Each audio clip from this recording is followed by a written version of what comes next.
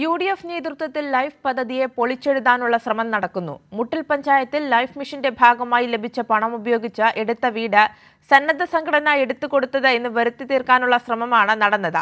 MLA വീടിന്റെ താക്കോൽദാന ചടങ്ങ് നടത്തി.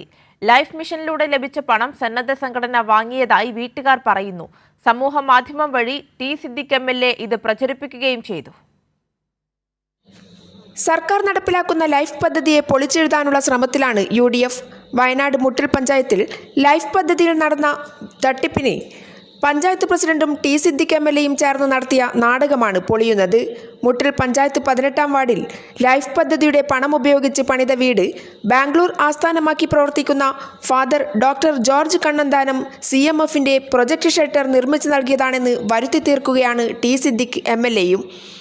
വീടിന്റെ താക്കോൽദാന ചടങ്ങിന്റെ ഫോട്ടോയും ടി സിദ്ദിഖ് MLA സാമൂഹ്യ മാധ്യമങ്ങളിൽ പോസ്റ്റ് ചെയ്തിട്ടുണ്ട്. 4 ലക്ഷം രൂപയാണ് ലൈഫ് പദ്ധതിക്കായി വീട്ടുകാർക്ക് അനുവദിക്കപ്പെട്ടത്. കൂടാതെ 90 ദിവസം തൊഴിലുറപ്പിന്റെ ഭാഗമായുള്ള പണവും അനുവദിക്കപ്പെട്ടു. 3,60,000 രൂപ വീട്ടുകാർക്ക് ഇതിനകം ലഭിച്ചു. വീട്ടു നമ്പർ കിട്ടിയാൽ ബാക്കി തുകയും ലഭിക്കും. ഈ തുക മുഴുവൻ സന്നദ്ധ സംഘടന വാങ്ങിയതായി വീട്ടുകാർ സമ്മതിക്കുന്നുണ്ട്. എൻ്റെ പൈസ കിട്ടുന്നതിന് മുന്നേ തന്നെ തറപ്പണി ഫുള്ളും അവർ തന്നെ ചെയ്ത് തുടക്കം വെച്ചു. ഈ പൈസ അവർക്ക് കൊടുത്തു. ഇത്രയും കൊടുത്തിട്ടുണ്ട്, കുറച്ചുകൂടെ കൊടുക്കാൻ കൊടുക്കണം. അത് അവരെ കരാറാണ്. ഈ 4 ലക്ഷം കൊടുത്ത് ബാക്കി അവരും കൂടി എടുക്കാന്നുള്ള ഇതിലാണ്. ഈ തുകയും കൈപ്പറ്റി വീട് നിർമ്മിച്ചാണ് തങ്ങളുടെ പ്രൊജക്ടിന്റെ ബോർഡ് വീടിന് മുകളിൽ പതിച്ച് തങ്ങൾ എടുത്തുകൊടുത്തതാണെന്ന അവകാശവാദം ഉന്നയിക്കുന്നത്.